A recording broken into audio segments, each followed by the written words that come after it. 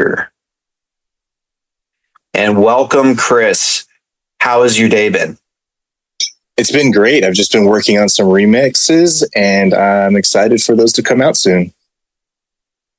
I love how you called it redo or rideau. I know the French are real sticklers on pronunciations, but I love that aspect. So, well, thank you. So I'm guessing that is for Hard Look you're currently remixing. Yeah, I'm doing some Hard Look remixes for 3 different artists. I'm not going to really say right now who those are, but it's going to be a surprise, and I'm looking forward to those coming out. I've done one remix that's done pretty well so far. It was for this Ukrainian Christian industrial band called FHTH, and the song's called Bunker Rat. So if you want to check that out, it's kind of a taste of what the Hard Look remixes are going to be like, and throwing in some new stuff. And it's just fun, man. Like, I just got done recording all the material for the newest Hard Look that's not out yet. So since I got done with that, I just got busy on these remixes. And so I've been in full remix mode, and it's just a lot of fun. I love that aspect, that electronic kind of aspect of the music and stuff, and kind of adding those flavors into other bands. It's fun. Yeah, going through a remix myself on one of my songs, and the issue I had is the vocals could be better, right? Vocals can always be better in how you do stuff and the mix with it. But the issue I have is my song. Apparently, when you combine country and deathcore, you can't just do a basic mix. And my producer who made the song for me had an issue. The sadness of all.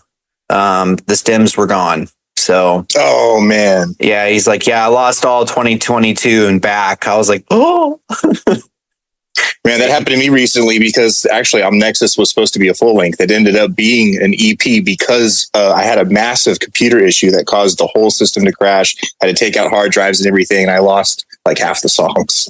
Oh no. Yeah. Yeah. I've definitely learned about a hard drive update. Yeah, backing up and stuff. Yeah, I got it on Google Cloud. I got it on OneDrive, hard drive. Yep. I'm in Japan, so if I wanted to, I could get some floppy drives. Oh, they got those in Japan? Oh, they still have them. It's kind of hilarious, but that is funny. It's kind of interesting. So let's get into it right away because we only have a little amount of time. So your faith journey, have you always been brought up in a church or particular faith within Christianity, or did you come across it later on in life? Well, I was raised by my grandparents from a very young age, and they had me in a Christian setting. Like, we were going to church every Sunday. I did like a couple of those youth camps. It was non-denominational, so just kind of like non-denominational Christian upbringing. And later, as I got into my teens and stuff, I fell away for a long time, well over 10 years. And I fell away so hard that I thought I was against Christianity, against Jesus and all of this stuff. And it was just really ridiculous. And I ended up coming back to the faith later on, probably like somewhere between 7 or 8 years ago, something like that. So I would say, yeah, I was brought up that way, fell away, but came back. Mm.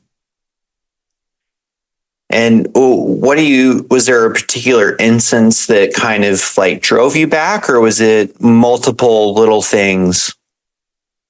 A little bit of both. There was one event that really sparked a series of events that brought me to where I am. So I'll explain on that. So I was actually, this is rewind, probably like 10 years ago, and I am completely secular, just living in the world, and I'm listening to Impending Doom's album Nailed Dead Risen, and I didn't really know they were like a big Christian band or anything. They were just like that brutal death metal, deathcore stuff that I was really seeking after.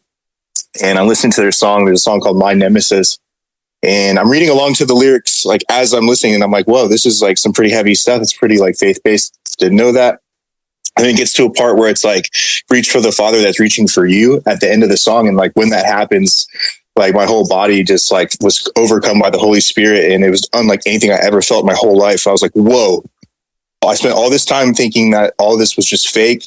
and that my grandparents were just raising me that way for whatever reason. It just felt so real, and it really sparked a series of events that led me to seeking the truth in all things, like not even just with faith, like with politics, with anything. But on that journey, I kept running into Jesus. So I'd find the truth about something, and there'd be like a Bible verse that has something to do with it, right? Or something like that. Or I'd pray, and I would actually receive an answered prayer, and I'm like, whoa, this is amazing. And then I fully gave myself to Christ, like I said, kind of maybe like 6 or 7 years ago. And that fire's just been burning and burning ever since. Yeah, I think Impending Doom's gotten a lot of people with it. And like War of Ages, there's a lot of bands out there that are like low-key Christians. This world definitely needs.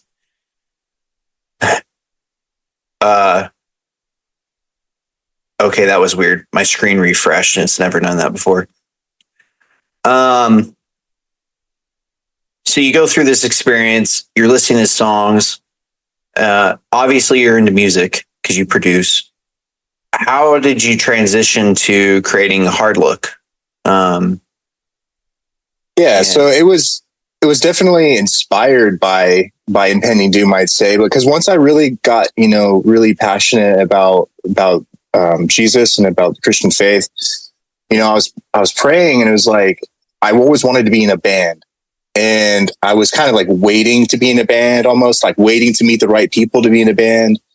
But I was just praying, and I felt the Holy Spirit guide me and say, like, God has given you talents. You can play guitar, you could play bass, you could play drums somewhat. Just do it yourself. And so I started figuring out how to, record in Pro Tools with just guitar, and then throwing on bass, and then figured out you could program drums, and I could program drums better than I could play them. I still program them in a realistic way, but nonetheless, I just started doing it and just kind of showing people, and they're like, oh, that's cool. Like, maybe you could do something with that. And I was just like, I'm just going to start putting the stuff out there right away. And like, as I get better at producing, I'll just, put out better and better stuff. So it all started with the Take a Hard Look EP, which was a few years ago. And it's low quality, but there still today, I had someone, I posted, what was your favorite Hard Look song? And someone posted Holy Militancy, which was from the very first EP, as their very favorite song out of all of them. And I'm thinking, like, I had no idea what I was doing really in Pro Tools and producing and stuff.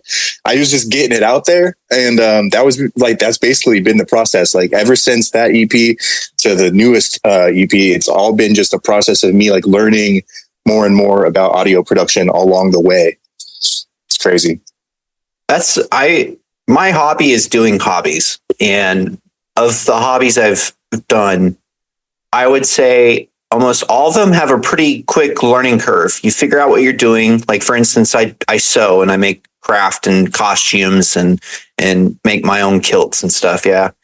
And there's a learning curve. Like, you learn how to use a sewing machine, and eventually there's a maximum level that you obtain. Like, it's really not that hard. You know how to do basic stuff. Maybe there's some other stuff you haven't done before. That's it. But with music, that learning curve is like Mount Everest. It doesn't stop. There's always more to learn. And what's crazy is you look at people who are multi-platinum people in the music industry who are going to events to learn more. So like, as somebody who loves learning, it's kind of a perfect hobby like that. And yeah, it's really great. You can do your own band these days you could definitely dump thousands of dollars into music, but if you do it correctly, it can be very cheap. So yeah, and that's kind of the route that I've taken. I mean, I've definitely sunk a couple thousand into like the software and everything else needed for it, but relatively, like, if you think about those costs versus going through like a professional producer and going through the whole professional mix and master, like, I'm doing this really, really on a low budget relative to these other bigger bands and stuff, and still coming up with something halfway decent. So I think that's pretty cool that we can do that these days, because that you couldn't really achieve the same thing 10 or so years ago, at least at the prices that we have now. So it's just been a blessing to be able to actually just do that on my own. Yeah, I want to jump into it because I did that with Tyler Johnson. Are you two no relation? No. Because you're like, that's my boy. I was like, wait a minute, is it really his boy? I don't know. I need to ask. Yeah, no, he's not my son. Yeah. He's a good guy. Y'all go check out Tyler Johnson's episode. There's 2 parts, part 1 and 2, but yeah, it's really, really great. And then you got a new project called Ripped Up, and please go. Was it the Jesus Center podcast? Is that the right one? Yeah, the Jesus Center podcast. I was on recently. We could talk about Hard Looking Ripped Up a little bit. So yeah. Please go check it out. Ripped Up is pretty freaking awesome too. I have a friend that was really into ska and reggae, and I keep forgetting to send them the link. I'll do that after this, but yeah, do it. Ripped Up is awesome. So it definitely shows that a lot of people have this like horrible cliche that like metalheads are like only into metal, and it's like, right. No, you've not been around us at 3 a.m. when we're rocking like Mozart in the car. Yeah, exactly. Like that's a big reason why I wanted to do Ripped Up as another expression, because it's like, man, I'm starting to get this stuff down, but there's a whole other side of me that isn't just metal. And I was like, hey, man, I love punk and ska and reggae and just wanted a little bit of hip hop, and I just kind of wanted to put all that together in a different project. So that's what Ripped Up's all about. And it's weird, but it works. Yeah. Reggae, and then it goes into screaming vocals, and then back to reggae. I mean, I don't think that's necessarily been done before. If I'm wrong, correct me, please. And I'd like to check out that band that does it, but kind of forging something a little different. Yeah. I think there's so much music out there that is so heavily related to Babylonian worship of the world and the way things are. And there's also a very large segment of music that in itself is purely satanical. People try, oh, it's not satanic. The dude's literally doing like Illuminati gang signs and music videos, and the mock imagery behind them and stuff is just absolutely all over. Like recently, like Tyler, the creator, had no idea. He stepped out on stage because he got asked to go to the show. They're like, you have 15 minutes to do a set. He goes out there, he does a set, and then he gets back home, and then the internet's blown up because they're like, Tyler, creator's a Satanist. And he's like, what are we talking about here?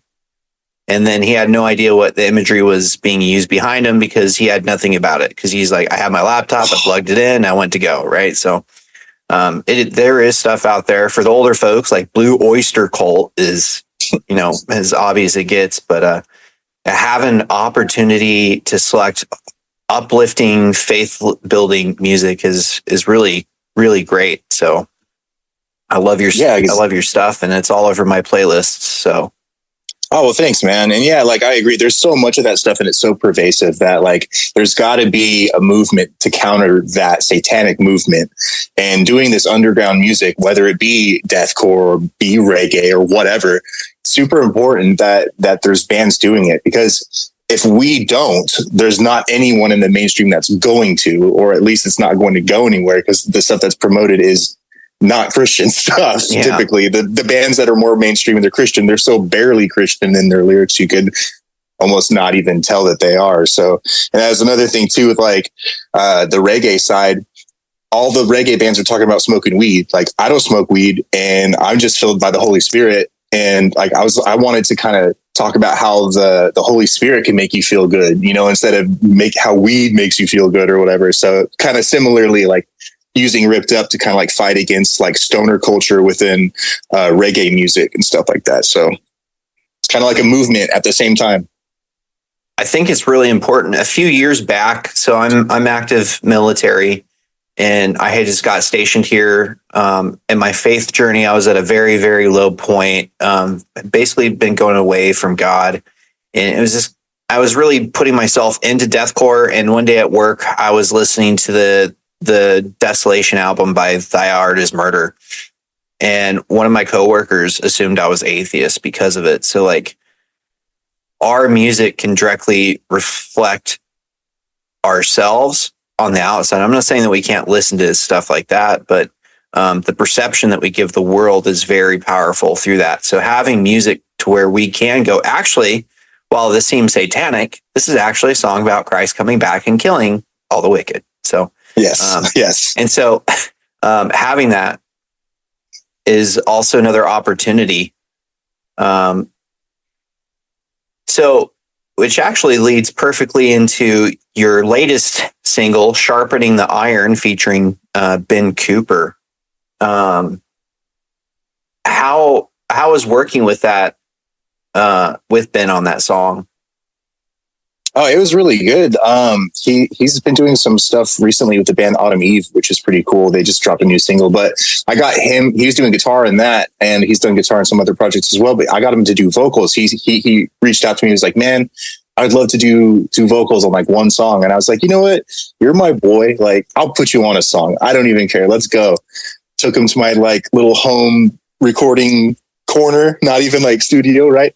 And we're screaming into the shield, the little pad shield or whatever. And he did a few takes, and honestly, like, he started at first, he was a little shy, but then got more comfortable with it and got a little more creative with some of the takes. And by the end of it, that final result was really good. I love the dynamics and the different styles that he brought into that song. And it's cool because it's a song about iron sharpening iron, and like brothers kind of, being there for each other to like, to confess, to correct, in love and in truth and stuff like that. And having him like that, like, he's a guy that goes to my church. He's a friend of mine. We have that kind of relationship. So it was cool to have him on that song about that, because we have that connection ourselves. So it was really cool. Like, I feel like the whole single was really blessed. So for your music creation process, you kind of mentioned it. For me, I'm not musically inclined, but I am getting into there. I'm learning how to do programming on a bunch of stuff. I used to play violin years ago in middle school, and I moved to where they didn't have an orchestra program, so I gave that up. So I might pick up a violin again one of these days, maybe do a song with it. But for my process, I basically am using songs, so I'm purchasing them from producers, and now I'm actually working on my own song right now, programming everything.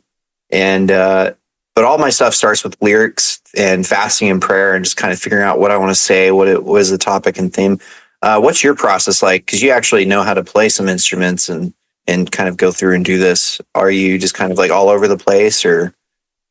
Not necessarily. I would say a vast majority of my songs are actually, I start them off with like electronic beats. Like, I'm kind of like the more like industrial beats or electronic beats that are in the songs. That's usually the starting point, to be honest. And then I'll think of like what kind of like metal drums would sound good on that, and I'll program the drums out.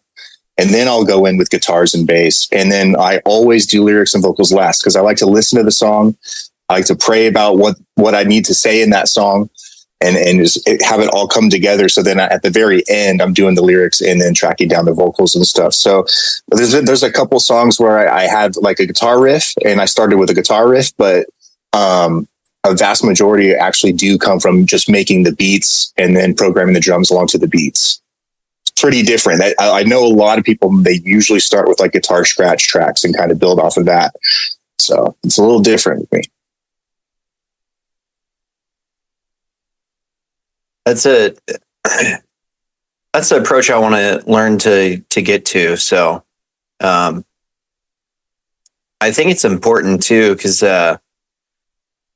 sometimes, like, when we have stuff in our head, because I wrote the lyrics before, and then, like you said, I'd get the song, and then like it matched. It was what I wanted from the song, and it compositionally it was perfect, but my lyrics didn't match. And then sometimes you put in like supercalifragilisticexpialidocious, something like that in the song, and you're like, oh, that doesn't really fit that part. And kind of like have to move stuff around. And because you did that sounds weird. So it's kind of like all over the place. But yeah, that's also a good thing about deathcore is it doesn't really have a song structure. So it's definitely interesting, the kind of things you can get away with.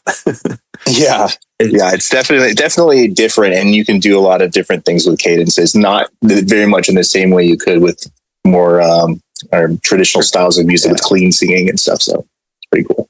Yeah, I don't see Taylor Swift doing deathcore style lyrics. But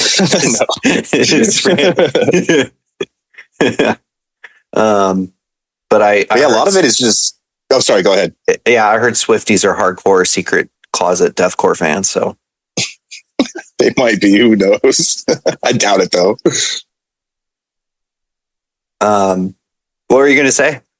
Oh, I was just gonna say that with the lyrics, with Hard Look though, and in Ripped Up, to be honest, a lot of it is inspired through just the Bible itself. Like, there's a lot of lyrics that have like word for word Bible verse parts in it, and then I kind of go off on those. So you'll find a lot of themes definitely in the lyrics that are biblical, but then also you'll find like little bits in there that are like straight scripture. And that was a big deal to me because I wanted the music to point people to Jesus first and foremost. It's like why I'm doing it. And if they're going to get all this stuff from the world and probably not the legit gospel, at least if they're listening to some deathcore, at least one of the bands is going to give them the gospel. You know what I mean? There's few out there that do it. So I just wanted to be part of that and, sharing what the gospel has to say to people. And let's be honest, the book of Revelation, you can get endless lyrics out of that. My favorite reading of the book, the Holy Bible, is actually Johnny Cash. Oh yeah, that's fantastic. I don't know if it's just because of what he went through. It means, and the way his voice is, it just that hit and his natural rhythm and speaking. But I have not come across a better reading of the Bible than Johnny Cash. Yeah, I agree. I've listened to it. I know exactly what you're talking about. His voice just goes so well with it. And especially at the very end, the book of Revelation. So, but yeah, and you mentioned that because I actually have a sample where he's talking about how death rode on a white horse. That part, I actually used Johnny Cash's voice, but I pitch shifted it down so low and it didn't even sound like him anymore. But I actually used a part of that in one of my songs. That's awesome. Yeah. I love sampling. It's a thing with deathcore, folks. If you haven't listened to a lot of songs, you'll be listening to a random thing and you'll hear a ooh girl from an anime followed by some freaking meme clip on the internet that's very obscure. Yes. And then it's typically preceded by the filthiest breakdown, or it goes right back into the song. So it just depends on the band. It's a beautiful thing. Yeah. I think Within Destruction does it the most. Oh yeah. I've heard those guys' stuff. Yeah, those producers is pretty funny. We're cool. Talking about faith building. Matty Mullins of For Today, he heart reacted to a comment on one of the pages. I think it was Kingdom Core. Instagram was talking about him, and he just randomly popped in. Matty Mullins or Matty Montgomery? Because Matty Mullins is from a different band. Matty Montgomery's from For Today. Yeah, Matty Montgomery. Sorry. Gotcha.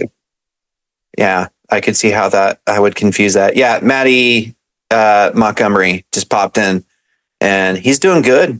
Basically, was like, we stopped touring. I wanted to raise my son in the church, and he's leading his own thing, and still very very in worship. So, because some of those bands use Christianity as kind of like a stepping foot to move on. Yes. Devil Wears Prada.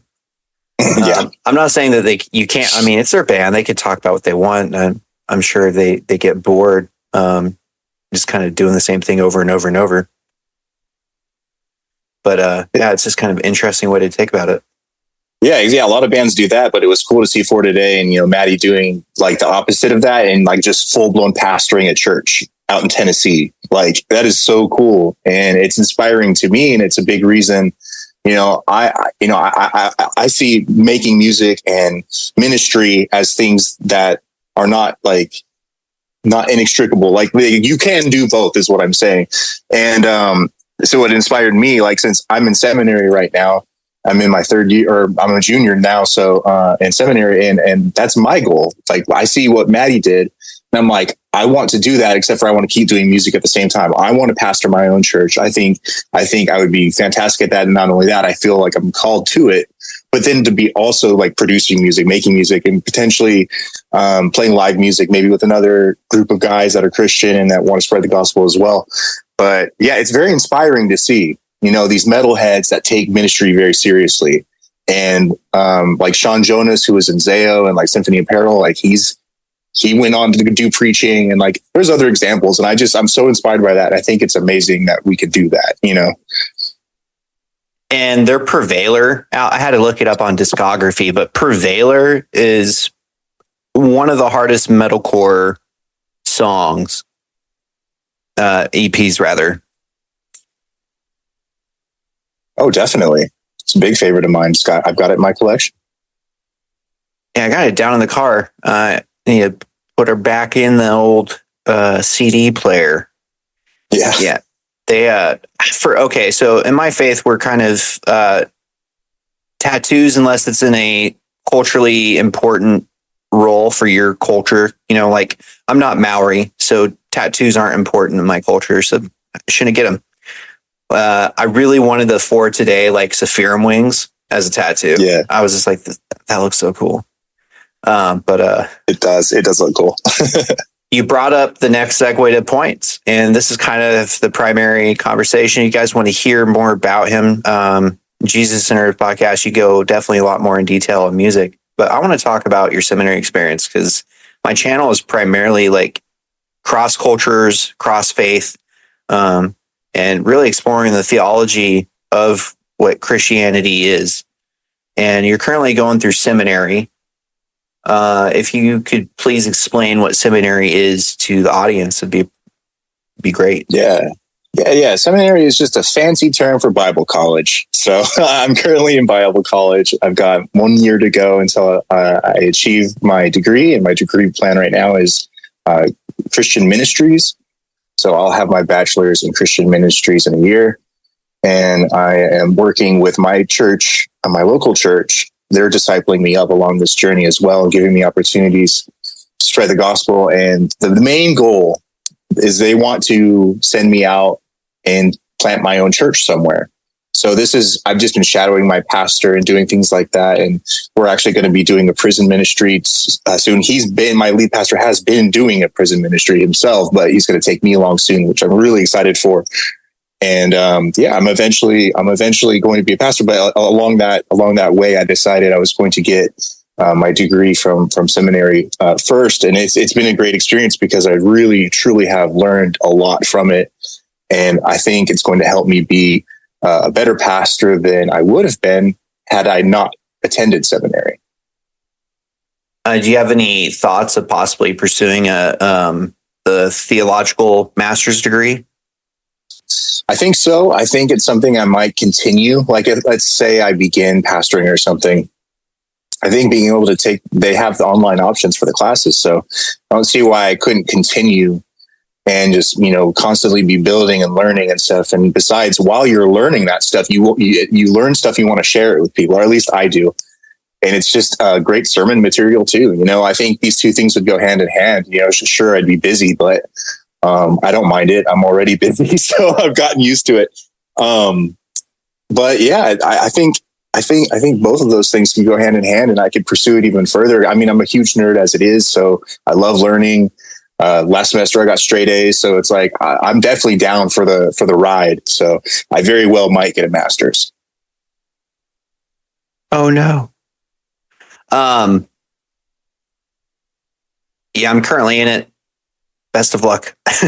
Make Yes, sir. And with you. Just the level of the difference between undergraduate study. It's like suddenly imagine professors started caring. Oh, you're actually grading my assignment and reading it. Wow. I did it online, so it was like the last 6 years they really weren't reading what I was writing. It feels that way sometimes. I know where you're coming from. Like sometimes I'll write some, like what I think is like some C grade material just because like whatever, and then I'll get it back and they're like, oh, that was fantastic. Here's an A. And I was like, really? Okay. I just finished a class in laws and regulations, and I was dumb and said, I'm actually trying to pursue a PhD. What I didn't know was my instructor was actually the PhD dissertation board. Oh, I was so angry. I mean, I finished the class with a 9502. my aspirations for a 4.0 were long finished. I started with the statistics class, and I got like a 92 in that class. I was like, if I get a 90, I'm happy. But that course, the statistics was insanely hard because the expectations were, there's so much that the undergraduate just does not talk about that you have to know. It's like, we never went over this. I don't know. Most of my class was watching YouTube videos to explain what should have been explained to me in the beginning. Anyway, I have a friend who went through seminary, and he said seminaries are equally good at turning out atheists and agnostics due to coming across a multitude of discrepancies with the gospel. In fact, a prominent theologian, Bart D. Ehrman, said, quote, "People need to use their intelligence to evaluate what they find to be true and untrue in the Bible. This is how we live our lives in general. Everything we hear and we see, we need to evaluate whether we are inspiring writings of the Bible or inspiring writings of Shakespeare, Dostoevsky, George Eliot, Gandhi, Desmond Tutu, and the Dalai Lama." Have you come across something within seminary that kind of challenged your preconceived notions of what Christianity is, or aspects that you just were like, oh, this is the way it is, but there's some issues with it? Nothing jumps out at me like that, to be honest. In this journey so far, I don't think anything has really challenged it on that level. I'm sorry for bad content, but nothing really jumps out. You're fired. Yep, podcast over. No, I'm serious. I can't think of anything that really pops out as challenging like that. Yeah, I would caution people looking at Bart D. Ehrman. He's more of he's one of those Christians that's a Christian in the fact he follows the teachings of Jesus, but he doesn't believe in the divinity of Christ or the resurrection. And he definitely goes into details, and there is kind of some murkiness. I think a lot, the issue from the way I've come across it, because I'm really into the subject of like how things came about. Like the Bible wasn't all assembled at once. Different books were technically written before others. There's a whole bunch of stuff, and it's clear at some points that some people were like, I think this is what they meant. And so like there's like the Old Testament is a perfect example of like interpreting stuff, like almost like, let's say you had a book and you had to transcribe it, but you didn't have the book. So you're like going off of your memory of like, well, I think Tarzan saved Jane this way. And then somebody actually finds that book and you're wrong. And then you look dumb. But there's a lot of just kind of like things within the Bible, and you get down to it, you're like, this is kind of interesting. And some people whose faiths are just kind of not grounded on a foundation of Christ, when this kind of knowledge comes along, it's almost like a world breaking experience for them. And they're like, I just can't believe. I think a lot of people who follow the sola scriptura idea have issues with that, or some of the doctrinal stuff, or particularly maybe they're Catholic and then they start to question, the history of the Catholic Church has very loose ties, or there's certain doctrinal issues. I think it's just fascinating. Yeah, and I'll say this, and it is related. I actually had to drop one class, and I took the class again with a different professor, and everything was fine. And I'll kind of explain what happened. Is it's one professor. Maybe he wasn't as rooted in true theology. Maybe he's more interested in being a teacher or something. But this guy was actually trying to convince us that the New Testament was anti-Semitic. And he would bring these books from these Jewish authors, and he was talking about like, oh, there's this is actually anti-Semitic, and you should read it. You should read it this way so it doesn't come off anti-Semitic kind of stuff. And I was trying to challenge that. I was like, this isn't anti-Semitism. Like, and I tried to explain it, and he would get really angry that I was challenging him. And I was like, this just isn't going to work. So I was like, I'll take this class later. I dropped it, picked up the class again, different professor, had no problems. He didn't bring up anything of the sort. So I don't know if it was just him. If, like I said, he was like, It's got to be, because I mean, you read the New Testament. I'm like, I'm not picking up on any of this being anti-Semitic at all, to be honest. So it's kind of weird that Jesus was technically a Jew. Right. Yeah, I know. Right. So it's just, they want to, find little things and kind of take them out of context. You could say that, or just kind of reading into things too much with their own paranoia or their own preconceived notions through, culture, politics, etc. You really have to look at what the Bible's saying and when it was said and who it was said to. And I feel like if you do that, you're not going to find any anti-Semitism in there. So anyways, that was my only kind of like challenging experience, I'd say, on that front in my journey so far through seminary. Oh, excuse me. I obviously go to a very secular school. It's not Harvard or Yale, but in my opinion, it's up there. Like, I'm in a competition and we are trying to take the mantle away from MIT winning again for the third year. Because like, how dare they win 3 years in a row? We're not letting that happen. So we're trying our best, and we have so many stumbling blocks in our way. A lot of people decided that this team and the competition that is going is a little bit too intensive, or people were at a career fair and suddenly they got picked up by Boeing or Raytheon or something. So it's like we're just kind of like struggling to get through, but it's been a really good challenge. And some of the things that we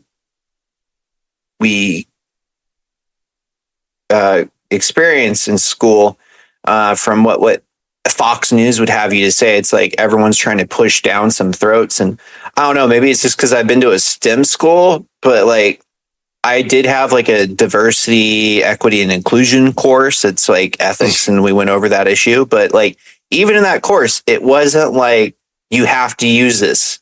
I don't know. I think I'm kind of like, I'm lucky to not be in that. Maybe it's there and I'm just completely clueless, but the prominence of certain thoughts being in academia, being so focused on certain topics that instead of seeking after truth, they are pushing a narrative. For instance, there's a man named Graham Hancock who's not a historian or a trained scholar. He's just a dude who gets high and writes books on subjects of things he's fascinated in and ancient history.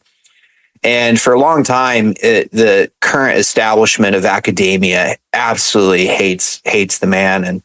And more recently, he had a huge show on Netflix come out called Ancient Apocalypse. And instead of attacking his thoughts of what he talks to, they say he's a white man parading white supremacist views. Oh, okay. So like, it's just so silly. And anybody that can go read a history book, there's like somebody in academia, you build your career, you build your literal career around these ideas, and you do dissertations and you fight and you believe it. And then so if somebody comes along and says they found something that says that basically you've wasted your entire time getting your PhD and what you were working on is actually kind of nonsense, they get very intrusive and they get very dogmatic with like, this is what we have to believe. And it's like, nah, things just keep getting older and you should just be like that. So I don't want to go into that aspect, but I get it. It's super pervasive. I mean, I was in secular college before this, and there was so much of that narrative. Like, it's just so annoying. They just choose to focus on this one thing. It's stupid. It's largely not even true. Yeah. If I had to summarize what some academics are like, it's the phrase "a hill to die upon." That's and then they pitch their tent, and nothing else can be true. And it's just like, I think, what's his name? Stephen Wolfram is a really great physicist. And he said an alien species could show up on our doorstep and have a completely different way of mathematics than we do. And people were like, oh, and then that caused a stir, which was kind of hilarious because it proved his point. there's just so much nuance to stuff, man. So like if you're so focused on proving this like one thing, like it could be the professor trying to prove anti-Semitism, or it could be a secular professor trying to prove white privilege or something. You kind of miss out on the other stuff, the other nuances, and when you're so focused on that, the rest gets lost and becomes convoluted, and it's just a mess. And it's unfortunate that some people decide to make that their hill to die upon. And I have a friend who he was doing his master's program. Actually, he was on the podcast. Can't remember your name, bud. Sorry. Hold on, give me a second. I feel bad now. I'm terrible with names. I've literally seen people. I'm like, I have been in your house before. I don't know your name. It's okay. I'm not much better myself. KT Martin. Yeah, we actually, I named the episode Dunking on Dogma, and it was basically 2 hours of riffing on the establishment. Sick. And I think there is some benefits to having an established thought, but then there's an issue. It's almost like if folks are having a hard time, it's almost like how violent the Catholic Church was to people who had something to say different than what they preached. Right. You ended up on a stake and somebody lit a fire beneath your feet. So yeah, like it's okay to have like a level of dissonance. It's kind of like, how do you handle that? You know, if your argument is the right one, you should have nothing to worry about. If some other guy is coming up with a dissenting opinion and being loud about it, if you're confident in your position, who cares? You know, it seems like they weren't very confident that they were standing on the truth, but they were standing on something they wanted to stand on. So they just did not allow any sort of dissonant behavior around it. That's what it seems like. And then kind of wrapping stuff up, have you felt that your experience kind of in seminary and kind of starting to do more ministry is kind of reflected the way that you're going about your music? Yeah, definitely. I mean, there's the things that I learn and I apply from the seminary experience into the lyrics that I'm writing, and the music is a kind of an escape from some of the pressures that I have in seminary. I'll just kind of break away from study and I'll go in and work on like guitar and bass and drums and stuff. So they both serve each other well. So it's going forward in a way that I can see it continuing, where I'm continuing to pursue my degree and maybe further degrees, continue in music. And then even if I start my career as a pastor or in ministry in some capacity, I see the music as being something that can go along with it the entire way. And that's the main goal here. That's really awesome. I think it was Albert Einstein was known for work. Say what you will about the math, there's some fringes of physicists that think Albert Einstein was full of it, but the atom bomb happened since, and say what you will about him. But when he was challenged by trying to think through a mathematical problem, he would return to playing the violin, because when he was in grade school in Germany, he picked up the violin, and that would just kind of help him get through whatever he was working on. And for me, I've also found that to be true, like going and writing through lyrics or jumping in to mix one of my songs for a little bit. It definitely kind of, I think music is wholesome. I know there are some faiths. There's in Islam, there's a couple school of thoughts that say music is like haram or sinful, which is ironic because a lot of what we have in music is actually because of ancient Muslims working in music. Yeah. So it's kind of funny to see how they've gone kind of like opposite. This is haram. It was like, but a couple thousand years ago, it wasn't. What's going on? Yeah, I mean, we've got the same thing in Christian circles. Like I know these great Baptist preachers, great Baptist preachers. I wouldn't say anything bad about them really, but they just do not accept rock or metal. They say that it's sinful no matter what. And it's just amazing to me because I'm like, this is a perfect tool to spread the gospel of Jesus Christ and to soul win and to get people saved, which these Baptist preachers are all about. But for whatever reason, they see it as a distraction or something that's taking away from the gospel. And I cannot understand that personally. So it's not even just Islam or anything else. Like we've got that kind of exact problem in Christianity as well. It's just funny. I don't mean anything against Baptists, but that's what I would expect. Yeah, no, I get it. I've been in Lifeway Christian stores. I know what you guys do. I think when it comes to it, I mean, I did a 2-year service mission where it's like, if I couldn't help clean up somebody's yard, like I was trying to talk about Christ. Well, it's debatable whether I am a Christian because of my faith, but I believe I'm a Christian. I follow Christ, Jesus crucified on the cross, and will be resurrected through him, and only through him will be saved, right? Amen. There was people where they were in such destitute positions where we wanted to help them. Like, it's like, you need Christ right now. And because we were wearing a suit and tie, they were not approachable to us. Whereas you coming out with your music, talking about Christ, you're going to approach people who before, somebody shows up on their door, hey, you want to come to church with us on Sunday, or whatever the situation is, they're not going to be receptive to it just because of how it's dressed up.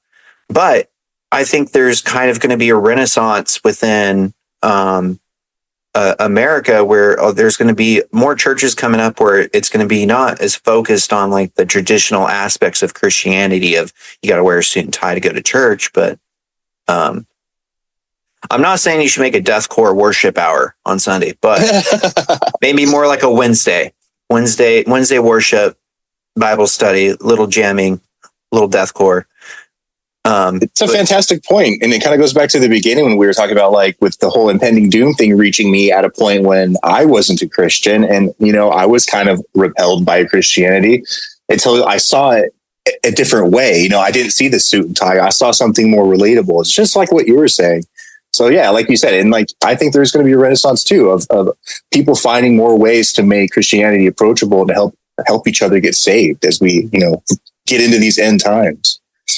And I think that also ties back to what Christ said to the Jews. At times you have that wasn't Christ, was it? At times you've entertained angels not knowing them. Was that Paul? Or I think that was Paul. I'm going to Google that. Yeah, go ahead and Google that. This is not off the top of my head right now. When I get it right. When I get it wrong, my inbox gets blown up. Liar! You're lying with an agenda. Oh, I was completely Hebrews. Yep, Paul. Hebrews 13. Be not forgetful to entertain strangers, for thereby some have entertained angels unaware. Let me get the new Living Bible where's the New American Standard Bible? Do not neglect hospitality to strangers, for by some have entertained angels without knowing it. Yeah, definitely. So, it's kind of interesting how people can just be totally obtuse against that kind of thing. But yeah, I mean, we got to be in the world and not of the world. I mean, that's a big point too. It's like we can't just hold ourselves in only Christian circles. If we hold ourselves in only those circles, it becomes an echo chamber, right? Everybody's just kind of more or less agreeing with each other, and then other people aren't getting saved. When you keep your faith to yourself or to your small circles, you're doing a disservice to the Great Commission to go and preach the gospel unto all the nations. So, what a better, there's almost. It's one of the best ways to fulfill that commission by using music, because music is something that almost all people like in some form, whatever genre they like. But if more people did that, we would have so many more people getting saved, coming to Christ. Their lives would be better. They would spend eternity with the Father instead of away from him forever, which is what we all should want. And yeah, man, I like you said, I like what you said about there being a renaissance, because I feel like this is kind of the beginning of something big, like where more and more people are going to start using their art for Christ. And I love seeing it, man. And that's why it's not that I'm just super into it. And I've had, Searching Serenity, Robert Manzone, Glay. I've had Glay on here. I've had Tyler. I've had Alter Heart. I love Alter Heart. Vine Dresser. That was my single of the year for 2023.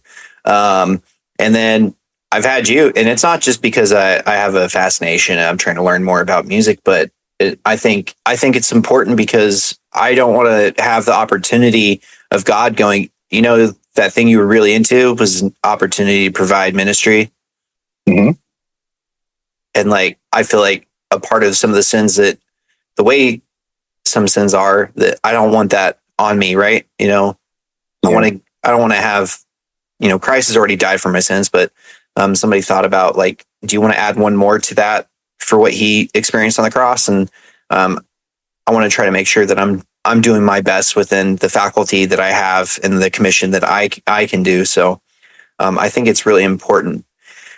So we talked about your seminary, your faith, and your music, and kind of like Hard Look and Ripped Up and ministry. So you're supposed to be finishing up seminary in 2024. Basically, yeah, I've got about 1 year left. I'm a junior now. So what are some things that we can expect from you in the coming year? Yeah, so with Ripped Up in not very long, on January 26th through Coliosis Records, the new album is coming out. It's called A Different Way of Life, and that's the first time that Ripped Up started blending in reggae and a little bit of hip hop, because the older material was just pretty much just hardcore punk. So it's definitely a new direction, and that new direction is going to be heard through A Different Way of Life on January 26th. And then also, like I mentioned, new Hard Look material is already tracked. It's being produced, or not produced, it's being mixed and mastered. And after that process is done, we can kind of nail down a date. So for now, it's TBA. But we will have new Hard Look in early 2024 as well.